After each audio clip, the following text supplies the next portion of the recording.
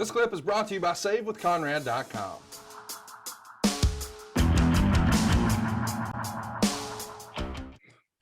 Well, let's talk about what happens on January 4th. We're in Greensboro, North Carolina, and that's where we do the NWA television tournament. So in the quarterfinals, we've got Tully Blanchard pinning Ron Bass. We've got Arn Anderson pinning Boogie Woogie. We got Black Part fighting Animal to a double count out. Then we've got Wahoo McDaniel pinning the Barbarian. Then Arn is going to pin Ron Garvin. Of course, he has a little bit of help from Tully Blanchard offering a distraction.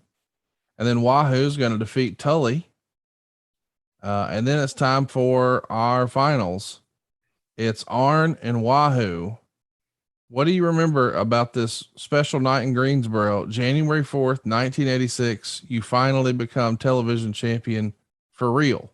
No longer possession is 9/10 of the law, but you've actually won the doggone thing against another legend you grew up watching, Wahoo McDaniel, in Greensboro, which was really, like your Madison Square Garden of Jim Crockett Promotions.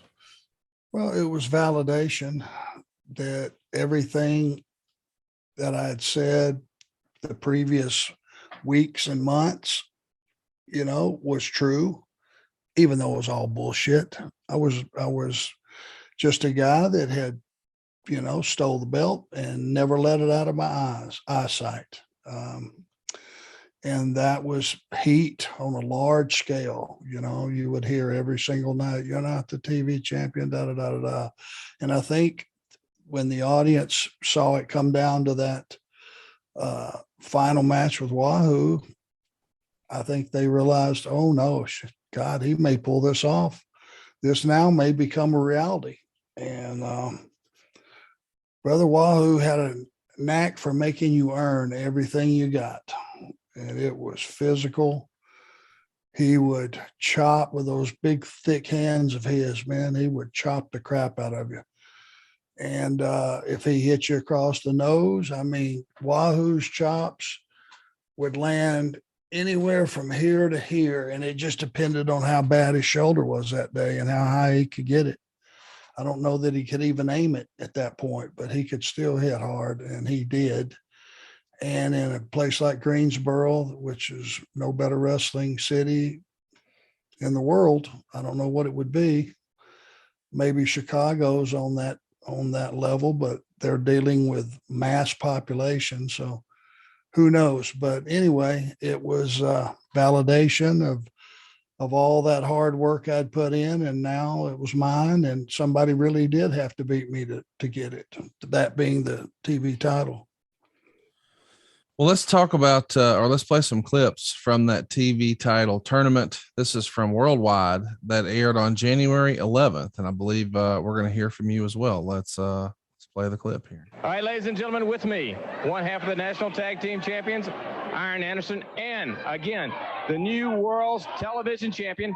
I have to congratulate him on this, because you have to respect a man that went through a tournament with all the top wrestlers in the world and came up the winner.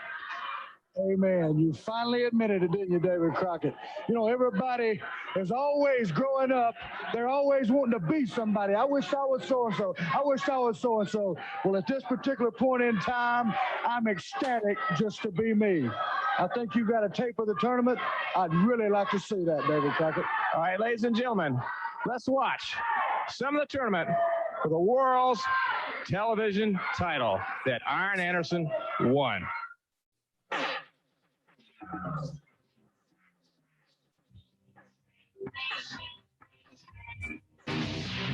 They're showing clips here to this music, and I don't know, it feels like it's a Beverly Hills Cop scene. It's hilarious.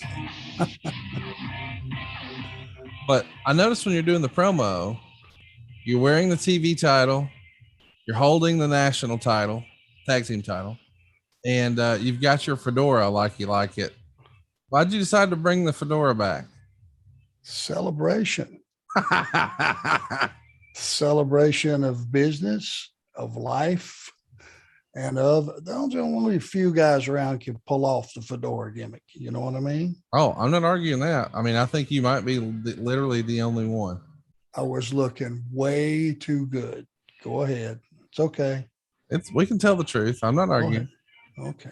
Was there ever any decision about, hey, which belt do I wear and which belt do I just carry? Because you strap that TV title around and carry the national tag. Oh, the package is coming in. Let's listen. So, some of the tournament for the world's television David title. Crockett, in the immortal words of Julius Caesar, I came, I saw, I conquered. Despite all the adversity between Jim Crockett Promotions, the Four Horsemen have prevailed once again.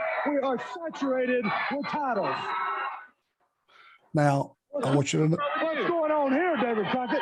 You got me. What's Looks like somebody's Barbarella doing out here on my interview time? Anderson, you are next. Do what? Hey, David Crockett.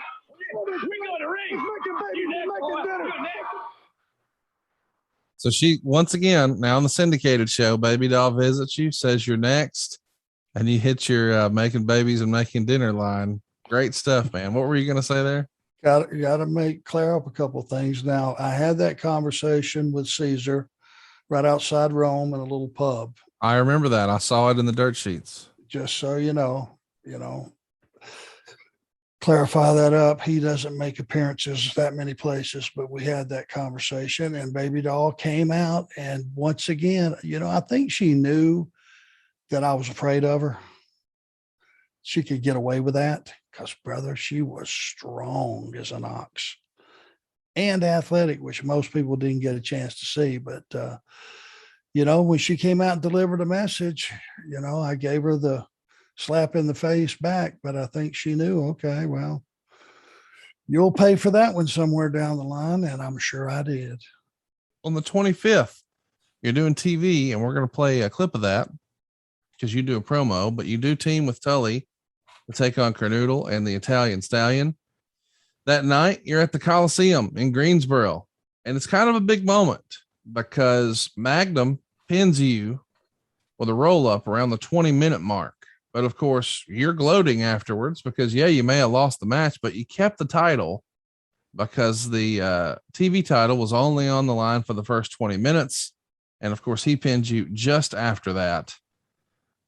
I love that wrinkle. That's a great, I guess the phrase is storytelling device. Do you remember that night in Greensboro where fans have to be excited thinking, oh my God, he beat him. He's the TV champion. And then they're reminded, oh no, it happened after 20 minutes. So Arn retains. It was that concept was just starting to build and people understand it. They got caught up in the match at first and they weren't thinking, well, the TV title's only up for first 20. So if you went past that 20 minutes, that wasn't on the forefront of their thought process. And then you would go ding, ding, ding, there's your winner, boom, boom. But still, world television champion Arn Anderson. And it took a while for that to make the rounds. And we had to do it on TV a few times before everybody understood the conflict. At about 17 minutes gone, once we had it in place, people started to get rowdy because they smelled something, running out of time. And you would construct a match to where, man, you had some near falls and some close ones. And, oh, God, there's 2.5 he kicked out. And there was so much drama you could plug into a match just for the last couple of minutes. And it was great storytelling. And when you had guys that could really go, the key was they had to have that. You had to look at that match and have that feeling of urgency on the baby face. I got to get this done in under 20. And it became an anomaly of itself. Hey, it's Conrad Thompson. Thanks for checking out the podcast here on YouTube. Be sure to hit the subscribe button and the notifications bell so you get a notice anytime we upload some new content. And go save yourself some money right now. If you're in a 30-year loan or you have credit card debt, it's not a matter of if I can save you money. It's a matter of how much. Find out right now for free at SaveWithConrad.com.